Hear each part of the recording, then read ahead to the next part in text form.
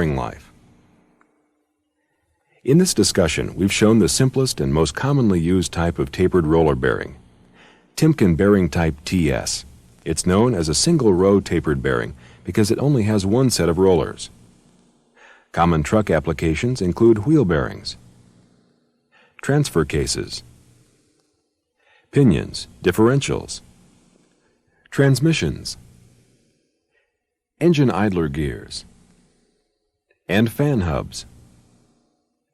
In passenger cars, you'll find them as wheel bearings and in transaxles or differentials. Now let's look at some other common types of tapered roller bearings you may encounter in your work. This bearing is used in the upper and lower positions of a steering worm. Because of space limitations, it consists of only a cup and a cage and roller assembly. The cone is machined as part of the worm gear.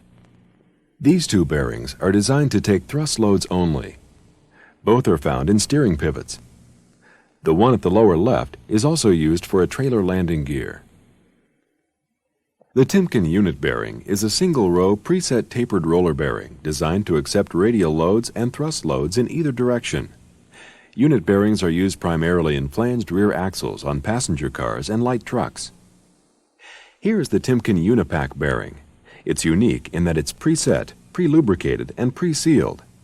Many trucks have this bearing on engine fan clutch assemblies. A common passenger car application is the front wheel of front-wheel drive cars. This two-row type bearing is used in front-wheel driven cars in the wheel application. These Timken set-right bearings use automated bearing adjustments but are not pre-lubricated or pre-sealed. Although you won't run into them as frequently, here's another type you may encounter. These are double-row bearings with spacers. Typical applications include engine idler gears and truck transmissions. There are many different types of Timken spacer bearings.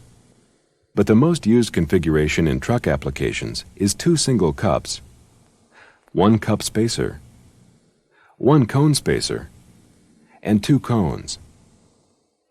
In this assembly, the cup spacer is used only to keep the cups a specific distance apart, and bearing setting is controlled solely by the cone spacer. The second type of spacer bearing used in trucks consists of two single cones, one double cup, and one cone spacer. Here again, the cone spacer controls the bearing setting.